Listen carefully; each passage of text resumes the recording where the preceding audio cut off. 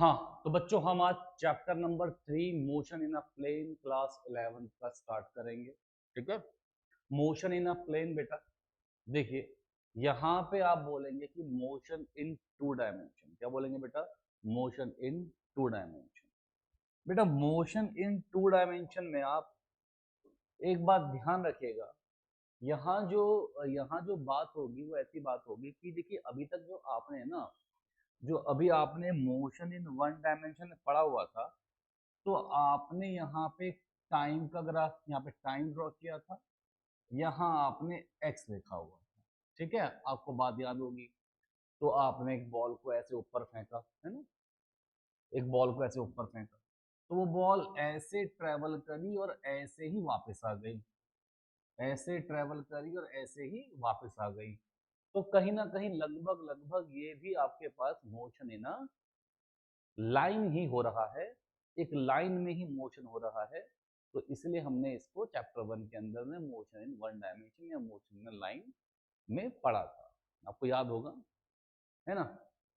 अब देखिए बेटा, यहाँ पे अब यहाँ पे आप बात कर रहे हैं कि मान लीजिए ऐसे ग्राउंड पे एक यहाँ फुटबॉल पड़ी हुई, ऐसे ग्राउंड पे यहाँ पे फुटबॉल पड़ी हुई है। ठीक है, यहाँ पे ग्राउंड पे फुटबॉल पड़ी हुई है और आपने इस फुटबॉल पे किक मार दी, किक मारी इस फुटबॉल पे। अब इस फुटबॉल पे अगर आपने किक मारी तो बेटा आपको साफ ये बात समझ में आती है, आपको दिखता होगा कि जो कुछ मोशन होगा वो कुछ ऐसा होगा। इसका मतलब कि कुछ दूरी तो कवर होगी एक्स एक्सिस के अलोंग, और बच्चों दूरी कवर होगी वाई एक्सिस के अलोंग। अभी तक आपने जब इसको ऐसे फेंका तो आपने कहा दूरी वाई में ही कवर हो रही थी, एक्स में कोई दूरी कवर नहीं हो रही थी। अब अगर मैंने ऐसे फेंका या फिर किक मारी आपने फुटबॉल पे, तो अपन ने कहा उसे ground to ground projectile motion, और वहां पे जो दूरी है बच्चे वो एक्स के अलोंग भी कवर हुई और वाई के अलोंग भी कवर हुई।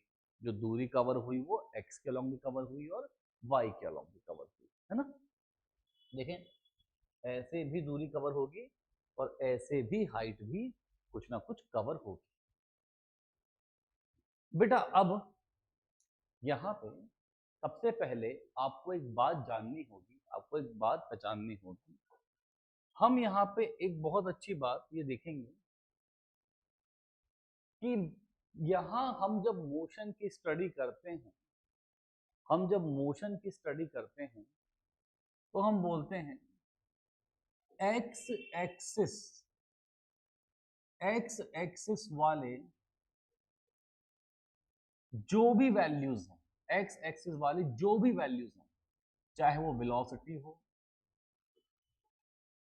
चाहे वो एक्सेलरेशन हो, चाहे वो डिस्प्लेसमेंट हो,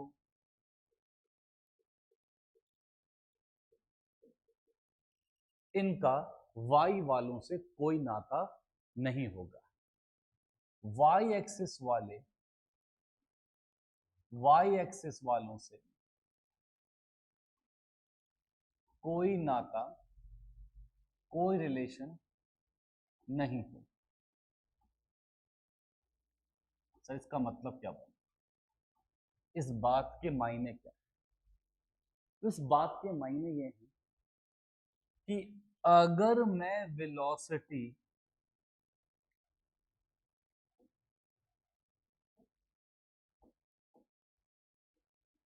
अगर मैं वेलोसिटी एक्स एक्सिस की रखूंगा, तो हमने सीखा ना फॉर्मूला बेटा, एक v is equals to u plus a t, सीखा हमने फॉर्मूला। तो अगर वेलोसिटी एक्स एक्सिस की है तो यहाँ पे अगर फाइनल वेलोसिटी एक्स एक्सिस वाली होगी तो भाई इनिशियल वेलोसिटी भी एक्स एक्सिस वाली होगी, एक्सेलरेशन भी एक्स एक्सिस वाला होगा। अच्छा टाइम तो बेटा किसी एक्सिस पे डिपेंड करता नहीं है, टाइम दोनों के लिए सेम चलेगा। ठीक है बेटा, समझ गए। मान लीजिए मैं ऐसे नहीं कह सकता कि भैया एक्स एक्सिस की फाइनल वेलोसिटी के लिए मैं एक्स एक्सिस की इनिशियल वेलोसिटी और वाई एक्सिस का एक्सेलरेशन ले लूं, ऐसा बिल्कुल भी नहीं है, ये गलत है। क्योंकि एक्स एक्सिस वालों का पैरामीटर्स का जो भी रिलेशन है वो वाई एक्सिस से कुछ नहीं रहेगा। एक्स एक्सिस वालों की डिपेंडेंसी एक्स एक्सिस पे रहेगी एंड वाई वालों की डिपेंडेंसी वाई एक्सिस पे रहेगी। ये हमारे पास सिंपल सा कॉन्सेप्ट रहेगा, ठीक है। अब देखिए, मान लीजिए मैं कहता हूं एस एक्स, तो भैया वो क्या होगा, you x into T half A x into T का स्क्वायर, है ना, you x into T plus half A x into T का स्क्वायर। तो इनका यहाँ पे कहीं भी y वाले बेटा बिल्कुल भी नहीं आएंगे, सही है, कोई दिक्कत की बात यहाँ पे नहीं होनी चाहिए, बहुत बढ़िया। अच्छा, ठीक है, तो अब सर मान लीजिए हमने यहाँ पे इस फुटबॉल को वेलोसिटी u से किक किया, या फिर वेलोसिटी u इसको दी हमने इनिशियली, इसको हमने वेलोसिटी u इनिशियली दे दी, ठीक है बेटा, वेलोसिटी u इसको इनिशियली दे दी। अगर हमने इस फुटबॉल को वेलोसिटी u इनिशियली दे दी, बेटा यहां पे एक्सेलरेशन थीटा है, बेटा यहां पे एक्सेलरेशन थीटा, आपने इसको वेलोसिटी u दे दी, इनिशियली दे दी, तो मैं कहूंगा कि इसके अलोंग जो कंपोनेंट आएगा बेटा वो आएगा u cos थीटा। इसके अलोंग जो कंपोनेंट है बेटा वो क्या है, u cos थीटा। बेटा इसके अलोंग जो कंपोनेंट होगा बेटा क्या होगा, वो u sin थीटा। ये तो हम ऑलरेडी सीख चुके हैं वेलोसिटी के कैसे किए जाते हैं कंपोनेंट्स, ये बात तो हम ऑलरेडी सीख चुके हैं कि वेलोसिटी के कैसे कंपोनेंट्स बेटा किए जाते हैं, ठीक है ना। तो या फिर किसी वेक्टर क्वांटिटी के कैसे कंपोनेंट किए जाते हैं, जहां एंगल थीटा है वहां पे कॉस लगा दो, जहां एंगल थीटा नहीं वहां पे साइन लगा दो, और दोनों क्या है आपस में परपेंडिकुलर है। तो बहुत अच्छी बात यहाँ से समझ में आएगी कि सर एक्स एक्सिस के अलोंग इनिशियल वेलोसिटी जो है, इनिशियल वेलोसिटी जो है अलोंग एक्स एक्सिस, वो कितना हो गया, वो हो गया u cos थीटा। वो क्या हो गया बेटा, u cos। u y बोलें तो वो क्या बोलेंगे बेटा, initial velocity along y axis, वो हमें मिल चुका है बेटा u sin थीटा। बहुत बढ़िया बात हो। अब यहां से यहां की वैल्यू को बेटा, यहां से यहां की वैल्यू को, जो दूरी इसने एक्स एक्सिस के अलोंग कवर करी, जो दूरी इसने एक्स एक्सिस के अलोंग कवर करी, डिस्टेंस जो कवर किया इसने along x axis, distance along x axis, बेटा इसको नाम दिया गया रेंज। ये क्या है, ये रेंज।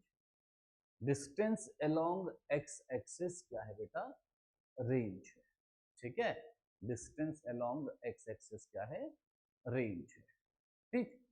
अब यहां पे किसी भी पॉइंट पे इसकी कोई हाइट आ रही होगी,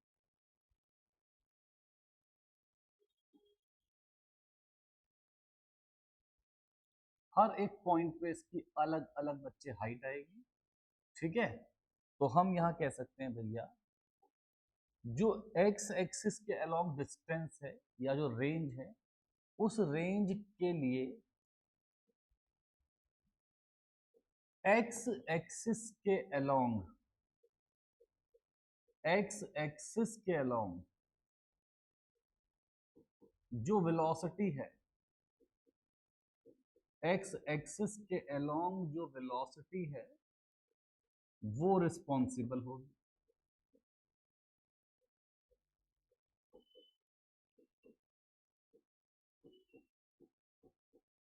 एक्स एक्सिस के अलोंग जो वेलोसिटी है वो रिस्पॉन्सिबल हो, और यहां पे जो भी हाइट होगी, यहां पे जो भी हाइट होगी, तो हम बोलेंगे बेटा हाइट के लिए वाई एक्सिस के अलोंग वाली वेलोसिटी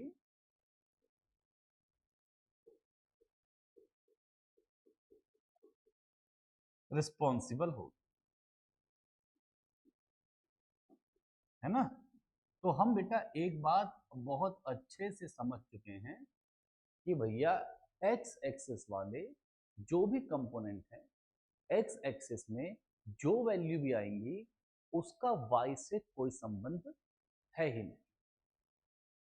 ठीक है, क्लियर है, कोई दिक्कत नहीं है। यहां हमको जो बातें सीखनी है, जो टर्म निकालनी होगी ground to ground projectile motion के लिए, आपको जो जो टर्म्स निकालनी आनी चाहिए बेटा, पहला हो गया वो आपका मैक्सिमम हाइट, कि बच्चों मैक्सिमम हाइट कितनी है यह पूछेगा। दूसरी बात आपके पास आएगी यहां पे, आपके पास दूसरी बात यहां पर आएगी, वो पूछेगा आपसे टाइम ऑफ फ्लाइट क्या होगा।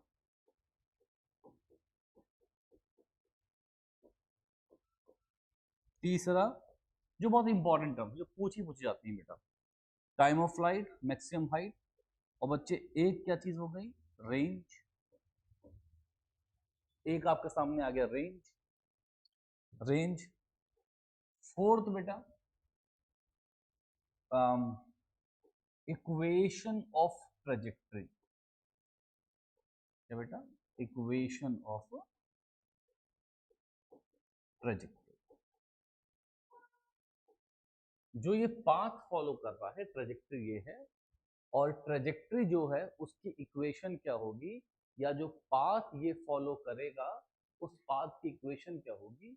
ये चार बातें आपसे पहले बहुत ही इंपॉर्टेंट रूप से पूछी जाएंगी, ठीक है, जो आपके स्कूल वगैरह में पूछ सकते हैं।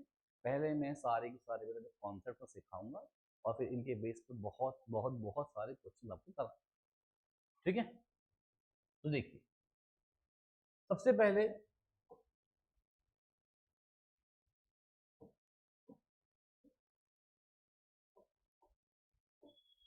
वर्टिकल कंपोनेंट्स कौन कौन से, वर्टिकल मोशन इसमें क्या क्या हो रहा है, ठीक है। बस कुछ नहीं बच्चे, यहाँ पे हम लोग थोड़ा इक्वेशंस बनाना सीख रहे हैं।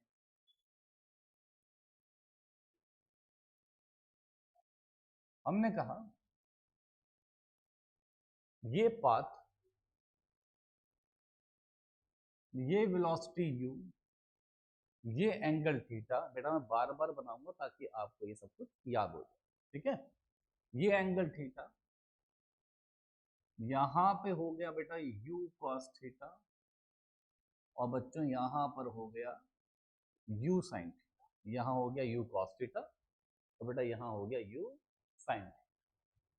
अगर मैं वर्टिकल मोशन में देखूं, सबसे पहली बात, सबसे पहली बात, जो एक्सेलरेशन लग रहा है वो बेटा नीचे को लग रहा है, जिसे हम लोग क्या बोलते हैं बेटा, एक्सेलरेशन ड्यू टू ग्रेविटी। क्या बेटा, acceleration due to gravity. Obvious सी बात है बच्चे, जिस तरफ को फोर्स होगा, जिस तरफ को फोर्स एप्लीकेबल होगा उस तरफ को ही एक्सेलरेशन भी आएगा। मैंने अगर एक ब्लॉक को मतलब एक बॉल को ऐसे फेंका, तो बॉल अगर ऐसा पाथ लेके आएगी तो अर्थ उस बॉल को लगातार नीचे को खींच रही होगी। जब अर्थ नीचे को लगातार खींचेगी तो नीचे की तरफ को फोर्स है, और जहां को फोर्स है वहां को क्या होगी, एक्सेलरेशन होगी। तो इनिशियली कोई मुझसे पूछे कि एक्सेलरेशन ड्यू टू ग्रेविटी और वेलोसिटी के बीच में कितना एंगल है, तो भाई ये एंगल 90 डिग्री, ये एंगल थीटा, तो हम बोलेंगे बेटा u एंड जी के बीच में जो एंगल है 90 डिग्री प्लस थीटा। ठीक है बेटा, वेलोसिटी और जी के बीच में जो एंगल है वो कितना है, 90 डिग्री प्लस थीटा। अगली बात बेटा, अगर हम बात करें कि डिस्प्लेसमेंट, किसमें डिस्प्लेसमेंट बेटा, वर्टिकल मोशन। डिस्प्लेसमेंट कहां बेटा, वर्टिकल मोशन। अगर आप इसमें बात करेंगे तो आप बोलेंगे सर वो कि वो एस वाई बराबर u y t half a t का स्क्वायर, ए भी क्या आएगा वाई, एक्सेलरेशन भी क्या होगा वाई के अलोंग होगा, कोई दिक्कत नहीं है। तो इसका मतलब अब एस वाई जो दूरी है वो हम अपवर्ड मोशन पॉजिटिव लेंगे और डाउनवर्ड को हम लोग नेगेटिव लेंगे, अपवर्ड को पॉजिटिव डाउनवर्ड को नेगेटिव लेंगे। तो एस वाई मान लो कोई यहाँ पे एच हाइट कवर हो रही है तो बन जाएगा यू वाई, ए वाई की वैल्यू लिखेंगे -2, तो ये हो गया -हाफ जी टी का स्क्वायर। ये आपके पास इक्वेशन। हम समझ यहां से ये रहे हैं, बेटा कि वर्टिकल मोशन के दौरान में मैं एक्स एक्सिस के अलोंग या हॉरिजॉन्टल का कोई कंपोनेंट यूज नहीं कर रहा। वर्टिकल मोशन में हम सिर्फ वर्टिकल का ही कंपोनेंट इस्तेमाल में लेके आने वाले। ठीक है, अगर मैं कहूं यहां पे भैया तो ये है इसकी मैक्सिमम हाइट,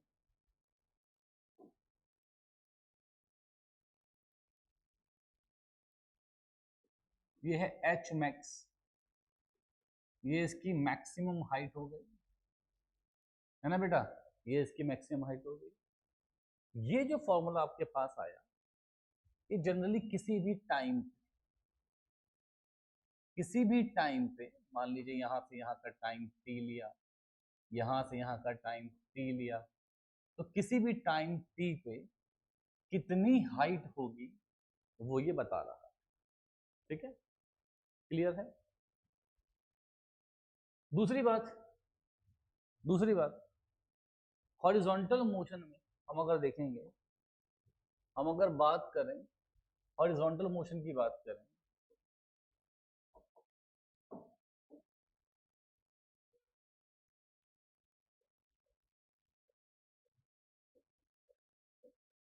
हम बात करें इसकी, तो बेटा इसमें आपको एक ही बात ध्यान रखनी है, हॉरिजॉन्टल मोशन में एक्सेलरेशन जो है एक्स एक्सिस के अलोंग वो कितना है बेटा, 0। हॉरिजॉन्टल मोशन में हम बोलेंगे यार एक्स के अलोंग कोई फोर्स नहीं है, एक्स के अलोंग कोई फोर्स नहीं है। और जब बच्चों कोई फोर्स नहीं होगा तो हम बोलेंगे एक्स के अलोंग कोई एक्सेलरेशन भी नहीं होगा, एक्स के अलोंग कोई एक्सेलरेशन भी नहीं होगा। Force is equals to mass into acceleration. ठीक है ना, एक्स के अलोंग कोई एक्सेलरेशन नहीं है, तो इसका मतलब वी एक्स बराबर you x plus A x into T बनता। इसका मतलब वी एक्स बराबर तो भैया क्या रहेगा, यू एक्स ही रहेगा। तो एक्स एक्सिस के अलोंग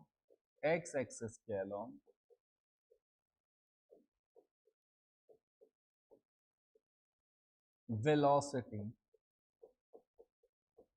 एक्स एक्सिस के अलोंग वेलोसिटी सेम रहेगी, एक्स एक्सिस के अलोंग वेलोसिटी क्या रहेगी बेटा, सेम रहेगी। तो चलिए अब हम इन दोनों बातों से यहाँ पे time of flight and maximum height निकाल लेते हैं। और उसके लिए हम फिर से यहाँ ड्रॉ करते हैं डायग्राम पहले बीच में। क्या देखा बेटा अपन ने कि अगर वेलोसिटी u से इसे फेंका गया है, अगर वेलोसिटी u से फेंका गया है, यहाँ एंगल थीटा है, तो बेटा इस तरफ को होगा u cos थीटा, और बेटा इस तरफ को जो वेलोसिटी है वो कितनी है, u sin थीटा। बेटा टाइम ऑफ फ्लाइट का मतलब क्या हुआ, टाइम ऑफ फ्लाइट का मतलब हुआ, टाइम ऑफ फ्लाइट का मतलब हुआ कि कितनी देर तक हवा में रहेगा ऑब्जेक्ट। टाइम ऑफ फ्लाइट का मतलब हुआ कि कितनी देर तक हवा में रहेगा ऑब्जेक्ट। ठीक है बेटा, तो देखो समझो, पहले उसको यहां से यहां पे कुछ टाइम लगा t1, उसको यहां से यहां टाइम लगा t2, तो जो टाइम आपने t1 बोला बेटा उसको मैंने बोला टाइम ऑफ एसेंट। क्या बोला बेटा, time of accent. Time of accent मतलब हुआ ऊपर जाते रहे, जब तक बॉल ऊपर जा रही है वो टाइम, ऊपर बॉल जाने का टाइम, कब तक बॉल ऊपर जा रही है वो टाइम। तो टाइम ऑफ एसेंट क्या है, ऊपर जाने का टाइम। ठीक है, t2 कितना होगा बेटा, time of descent, time of descent, नीचे आने का टाइम। अब इस पूरे पाथ में एक्सेलरेशन क्या है, सेम। इस पूरे पाथ में एक्सेलरेशन क्या है, सेम है। अगर इस पूरे पाथ में सेम एक्सेलरेशन है तो जितना समय ऊपर जाने लगेगा उतना ही समय नीचे आने में लगेगा। तो इसका मतलब भैया t1 बराबर कितना हो जाएगा, t2, और जितना समय ऊपर जाने में उतना समय नीचे आने में, इसका मतलब जो टाइम ऑफ फ्लाइट है वो कितना होगा भाई, t1 प्लस t2। तो मैंने अगर ट्वाइस कर दिया t1 का, दोनों आपस में इक्वल है, तो मैंने अगर ट्वाइस कर दिया t1 का तो मुझे क्या मिल जाएगा, टाइम ऑफ फ्लाइट। तो अब बात आती है कि ऊपर जाने का टाइम कैसे निकालेंगे, है ना। तो टाइम निकाल लेते हैं ऊपर जाने का। देखिए ये है मैक्सिमम हाइट। आप सब बताइए, ये जब बॉल ऊपर जाएगी ऊपर जाएगी ऊपर, धीरे धीरे धीरे धीरे धीरे इसकी स्पीड क्या हो रही है, कम हो रही है। तो इस फाइनल पॉइंट पे इसकी वर्टिकल वेलोसिटी क्या हो जाएगी, जीरो। कौन सी वेलोसिटी, वर्टिकल वेलोसिटी। ध्यान रखिए, ऊपर जाते वक्त इसकी सिर्फ और सिर्फ वर्टिकल वेलोसिटी जीरो होगी, हॉरिजॉन्टल जीरो नहीं होगी, क्योंकि हॉरिजॉन्टल वेलोसिटी में तो कोई बदलाव नहीं आएगा, वहां कोई एक्सेलरेशन है ही नहीं। और अगर है ही नहीं एक्सेलरेशन तो इसका मतलब वेलोसिटी ना बढ़ेगी ना घटेगी, जितनी है उतनी की उतनी रहेगी। ठीक है बेटा, कोई दिक्कत नहीं, बहुत अच्छी बात। तो हम बोल सकते हैं कि सर ठीक है, जो वर्टिकल फाइनल वेलोसिटी है वो होगा initial velocity plus acceleration v equals to u y, u plus a t, v equal to u plus a t. सब कुछ y एक्सिस के अलोंग है, सब कुछ हमने y एक्सिस के अलोंग लिख दिया। ठीक है बेटा, सब कुछ हमने y के अलोंग लिख दिया। अब फाइनल वेलोसिटी कितनी है बेटा, जीरो। इनिशियल कितनी है, वर्टिकल में इनिशियल कितनी है बेटा, u साइन थीटा। ठीक है, ए वाई कितना है बेटा, माइनस जी, यहां कितना आ गया बेटा, टी। तो u साइन थीटा बराबर जी टी, और ये t1 मानते हैं बेटा। तो t1 कितना होगा बेटा, u साइन थीटा अपॉन में g। तो इसका मतलब बेटा ये क्या था, t1 क्या था, t1 टाइम ऑफ एसेंट, और जो टाइम ऑफ एसेंट है वही क्या होगा बेटा, टाइम ऑफ डिसेंट।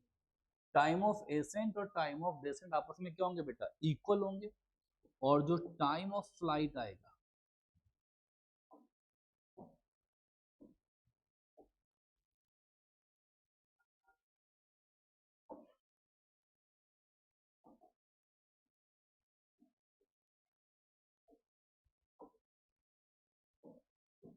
और जो टाइम ऑफ फ्लाइट आएगा बेटा, टाइम ऑफ फ्लाइट बेटा वो कितना आ गया, इसका दुगना है ना, इसका दुगना, इसका दुगना आ गया, तो कितना बेटा 2u साइन थीटा बाय जी, कितना बेटा 2u साइन थीटा बाय जी। तो ये क्या आ गया बेटा, ये आपका आ गया टाइम ऑफ फ्लाइट, क्या बेटा टाइम ऑफ फ्लाइट। ठीक है, सब बच्चे बात समझे, कोई दिक्कत नहीं है, कोई परेशानी नहीं है, सही है। अब हम बात करते हैं मैक्सिमम, मैक्सिमम हाइट। तो हमने एक बात गौर करी, जहां पे फाइनल वेलोसिटी जीरो थी, जहां पे फाइनल वेलोसिटी जीरो थी, जहां पे फाइनल वेलोसिटी जीरो थी बेटा, वो क्या आ गया उसका मैक्सिमम हाइट। तो at maximum height,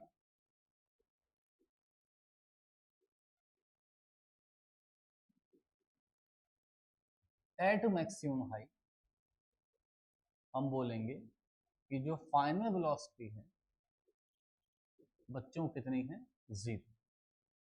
maximum height पे क्या है फाइनल वेलोसिटी, जीरो है। कौन सी, कौन सी वाली, वाई एक्सेस के अलाउंड वाली, कौन सी वाली बेटा, वाई एक्सेस के अलाउंड।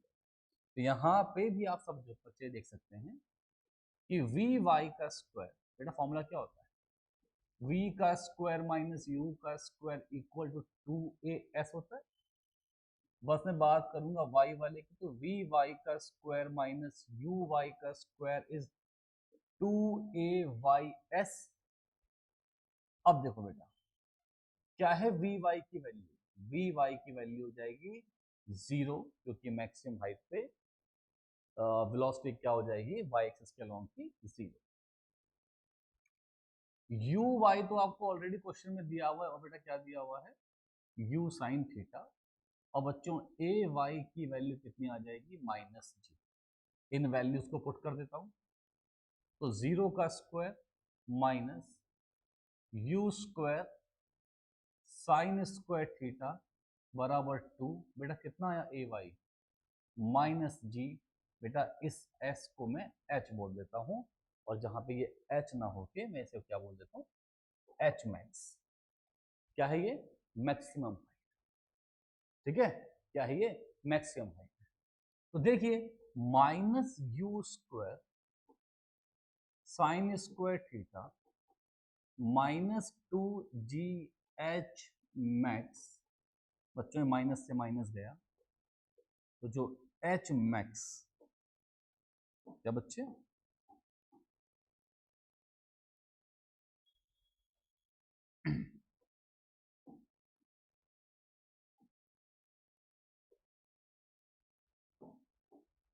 जो h मैक्स आ रहा है, जो आपके पास मैक्सिमम हाइट आएगी वो आपके पास आएगी you square sine square theta upon में 2g।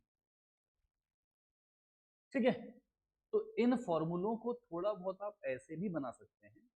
अगर मैं इसको नाम दे दूं यू वाई, क्या बेटा यू वाई, तो कितना है u y, u sine theta. तो क्या बेटा मैं इसको ये बोल सकता हूं कि जो टाइम ऑफ फ्लाइट है वो 2 times of u y upon g है, आप ऐसे ही बोल सकते हैं।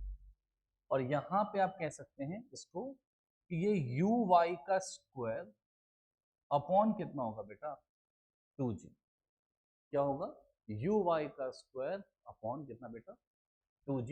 ये क्या बन जाएगा आपके लिए, यहाँ पर आ जाएगा मैक्सिमम हाइट। ठीक है, कोई दिक्कत नहीं है, कोई परेशानी नहीं है। ठीक बेटा। अब देखिए कुछ बातें इसमें आप और जान,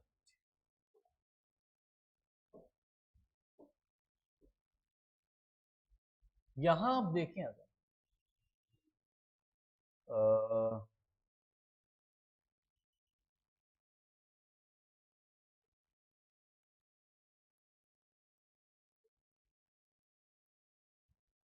है ना बेटा। अब बात करते हैं रेंज, इसकी रेंज की।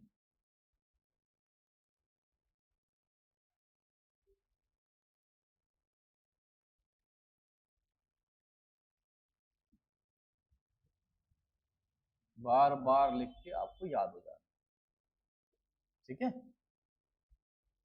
अब रेंज बेटा, ये दूरी क्या कहलाती है? रेंज। ये दूरी रेंज कहलाती है। अब सोचेंगे बेटा,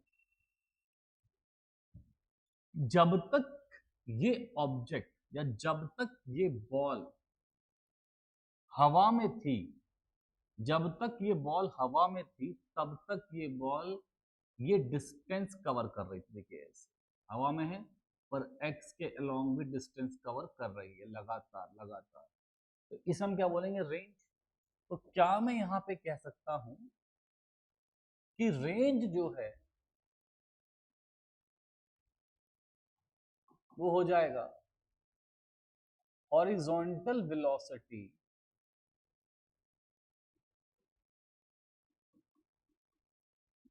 इनटू टाइम ऑफ फ्लाइट, क्योंकि जब तक बॉल हवा में रहेगी तब तक वो आगे डिस्टेंस कवर करेगी। अब ये मन में बात ना आए कि सर आपने अभी कहा था कि एक्स एक्सिस और वाई एक्सिस वालों का आपस में कोई लिंक नहीं, पर मैंने ये कहा था कि टाइम किस कोई एक्स और वाई का टाइम अलग अलग नहीं होता, वो तो हमेशा क्या रहता है बेटा? सेम रहता है, तो वहां कोई समस्या नहीं आनी चाहिए।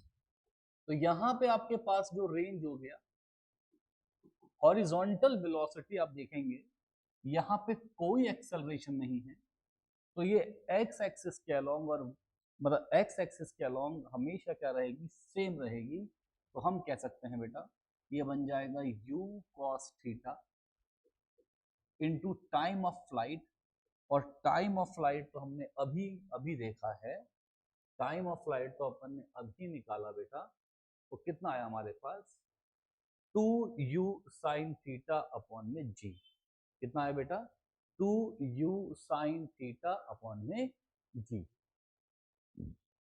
ठीक है, समझे? तो देखिए यहां पे क्या लिखूंगा बेटा? 2u साइन थीटा अपॉन में जी। अब यहां पे आप रेंज देखें तो आपके पास रेंज बन जाएगी 2u का square sine theta cos theta upon g. तो भाई साहब ये रेंज का एक बढ़िया सा फॉर्मूला बन गया हमारे पास, कोई समस्या परेशानी नहीं है हमें, पक्का। इसी फॉर्मूले को थोड़ा सा और हम लोग कर सकते हैं मैन्युपुलेट। आप अगर देखें, आप अगर देखें तो एक फॉर्मूला होता है बेटा जो थोड़ा बहुत मैथमेटिक्स लगेगा इसमें, वो होता है 2 साइन थीटा कॉस थीटा, होता है formula sine 2 theta. 2 sign theta cos theta को आप साइन 2 थीटा बोल सकते हैं। वही फॉर्मूला इस्तेमाल करके ये आपके पास 2 है साइन थीटा कॉस थीटा, यहां से मैं बोल सकता हूं बच्चों कि रेंज जो है वो बन जाएगा you square sign 2 theta upon में जी। है बेटा? रेंज क्या बना? You square sign 2 theta upon में जी। ठीक है। अब जिस वेलोसिटी से आपने फेंक दिया, जिस वेलोसिटी से आपने से फेंका भैया, वो वेलोसिटी तो सेम रहेगी। जिस वेलोसिटी से आपने फेंका वो वेलोसिटी तो क्या रहेगी बेटा, सेम रहेगी। अगर वो वेलोसिटी सेम है, अगर वो वेलोसिटी सेम है, तो क्या मैं आपसे ये बात कह सकता हूं कि भैया जो साइन थीटा है, जो साइन है, साइन की मैक्सिमम वैल्यू, भैया साइन की मैक्सिमम वैल्यू होती है 1। साइन की मैक्सिमम वैल्यू होती है 1। अब यहाँ पे साइन मल्टीप्लाई में, अगर आप मैक्सिमम वैल्यू से कर दोगे मल्टीप्लाई तो मैक्सिमम आंसर आएगा। तो इसका मतलब रेंज की जो मैक्सिमम वैल्यू है वो बच्चों आनी चाहिए यू स्क्वायर अपॉन में जी। क्या बेटा, यू स्क्वायर अपॉन में जी, ये आपके क्या आनी चाहिए बेटा, रेंज की मैक्सिमम वैल्यू। ये क्या आनी चाहिए बेटा, रेंज की maximum value. U square sine theta by g, ये बेटा क्या आएगा आपका, रेंज, रेंज आ गया। और जब साइन की वैल्यू 1 बन जाए तो रेंज क्या होगी, मैक्सिमम। अब साइन की वैल्यू 1 कहां बनती है, जब एंगल क्या होता है, 90 डिग्री होता है। जब एंगल क्या होता है, 90 डिग्री होता है। जब एंगल 90 है तो रेंज की मैक्सिमम वैल्यू क्या बन जाती है, u square by g. 2 theta 90, angle नहीं, 2 थीटा 90। तो एंगल कितना होगा बेटा, एंगल होगा 45 डिग्री। कितना होगा एंगल, 45 डिग्री। इसका मतलब for any, for any velocity u, for any velocity u, for any velocity u, range is maximum. For any velocity u, range is maximum for theta बराबर 45 degree. For any velocity u, range is maximum for theta is equals to 45 degree. मतलब अगर मैं ये projection जो है 45 degree पे कर दूं, अगर मैं ये प्रोजेक्शन 45 डिग्री पे कर दूं, तो इसका मतलब जो रेंज है वो क्या आ जाएगी, मैक्सिमम आ जाएगी किसी भी गिवन वेलोसिटी के लिए। ऐसा नहीं कि वेलोसिटी को आप बदल रहे हो, पहले आपने 20 मीटर पर सेकंड करा, 30 करा, नहीं।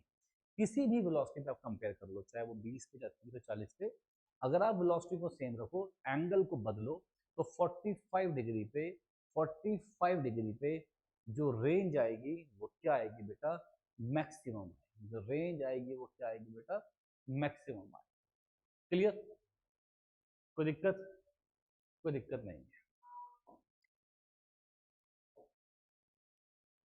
Comparison of two equal ranges, भैया देखो अब रेंज इक्वल कैसे और कब हो सकती है, देखेगा।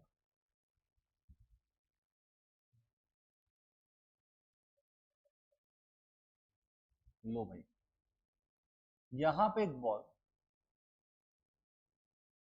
और एक बॉल आपने ऐसे यहां पे फेंक, और यहीं पे एक बॉल आपने किसी अलग एंगल पे ऐसे फेंक दी। ठीक है, यहीं पे आपने एक बॉल किसी और मान लो ऐसे एंगल पे फेंक दी। इन दोनों केसेस में जो रेंज है वो क्या आएगी, सेम आएगी। ऐसा कब पॉसिबल, देखिए इसकी वेलोसिटी u, इस मतलब, ठीक है मतलब एक काम करता हूँ, इसको मैं अलग अलग ड्रॉ कर दूंगा।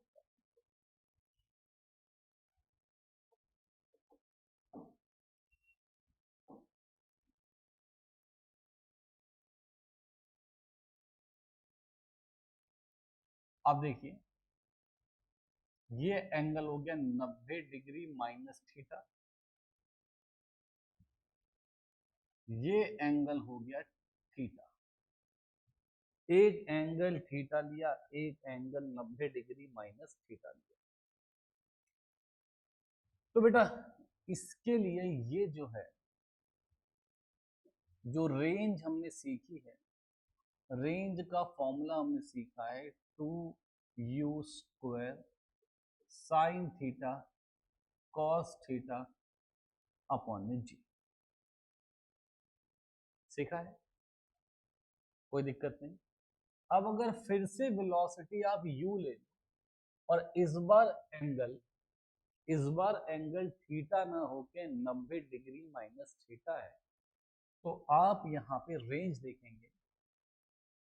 अब रेंज बन जाएगा 2u² sine 90 degree minus theta and cos 90 degree minus theta upon में जी, अपॉन में जी। यार बेटा साइन 90 डिग्री माइनस थीटा, क्या ये कॉस थीटा होता है? हाँ होता है, ये हम पढ़ चुके हैं। और कॉस 90 डिग्री माइनस थीटा क्या होता है बेटा? साइन थीटा होता है, कोई दिक्कत की बात नहीं है। तो सर यहाँ पे जो रेंज है, इसे रेंज 1 सॉरी इसे रेंज 2 बोलता हूँ, इसको रेंज 1 बोल देता हूँ। तो जो रेंज 2 हमारी आ गई, वो आ गई 2u² sine 90 minus theta is cos theta और कॉस 90 माइनस थीटा इज, देखो बेटा समझो। तो क्या मैं एक बात देख सकता हूं इन दोनों से, ये अगर फर्स्ट, ये अगर सेकंड, इन्हें मैं कंपेयर कर लूं, तो क्या मैं कह सकता हूं कि रेंज 1 जो है वो रेंज 2 के इक्वल है? जो रेंज 1 है वो रेंज 2 के इक्वल है। रेंज 1 और रेंज 2 आपस में इक्वल है। इसी बात को हम एक एग्जांपल लेके समझ लेते हैं। मान लीजिए थीटा आपके पास 60 डिग्री और तो 90 माइनस थीटा आपके पास होगा 30 डिग्री। ठीक है, थीटा आपके पास 60 डिग्री है तो 90 माइनस थीटा आपके पास होगा 30 डिग्री। वैल्यू पुट करो, रेंज निकालो, रेंज 1 निकालो, क्या होगा 2u² sine 60 degree cos 60 degree upon g 2u²। बेटा साइन 60 कितना होता है? साइन 60 डिग्री, बेटा साइन 60 √3/2। बेटा कॉस 60 1/2 अपॉन में जी। बेटा इससे कैंसिल, यहां हमारा कितना आ गया? √3² अपॉन में 2g, √3² अपॉन में 2g। ये हमारे पास आ गया रेंज 1। चलो बेटा रेंज 2 पे आ जाओ, 2u²। अब बेटा यहां पे कितना एंगल आया है? 30 डिग्री। देखो 90, ये कितना एंगल है? 30 डिग्री है। तो 2u² कॉस 30 डिग्री, यहां पे साइन 30 डिग्री अपॉन में जी। तो रेंज 2 बराबर कितना आ गया बेटा? 2u² कॉस 30 की वैल्यू हो गई √3/2, साइन 30 हो गया 1/2 अपॉन जी। 2 से 2 कैंसिल, तो यहां से जो रेंज 2 आ रहा है, यहां से जो रेंज 2 आ रहा है वो आ रहा है बेटा √3u² अपॉन में 2g। तो देखिए बेटा दोनों आपस में फिर से क्या कह रहा हूं मैं? इक्वल आ गए। तो यही तो बताया आपको मैंने पहले प्रूफ में कि जब अगर एक एंगल थीटा हो, एक 90 माइनस थीटा हो, तो रेंज आपस में क्या आती है बच्चे? इक्वल आती हैं। इसी बात को अगर हम लिखना चाहें स्टेटमेंट में, तो हम कुछ ऐसे लिख सकते हैं, if angles of two projectiles, if angles of two projectiles are complementary, if angles of two projectiles are complementary, then their range are equal. मतलब पर वेलोसिटी सेम है, ध्यान रखिएगा, for same velocity, for same velocity. Same velocity के लिए अगर दो projectiles के एंगल्स कॉम्प्लीमेंट्री हैं तो बेटा उनकी रेंज भी आपस में क्या आ जाएगी, इक्वल आ जाएगी। तो पहले इतना अच्छे से लिख के देखिए, अच्छे से रिवाइज कर लीजिए, फिर कुछ अगले और क्वेश्चंस पे आता हूँ, अगले और टॉपिक्स पे आता हूँ, थ्योरी पढ़ाता हूँ, और फिर मैं इसके बाद बहुत सारे क्वेश्चन से भी आ जाता हूँ। ठीक है, सब बच्चे इसको पहले समझिए, रिवाइज कीजिए।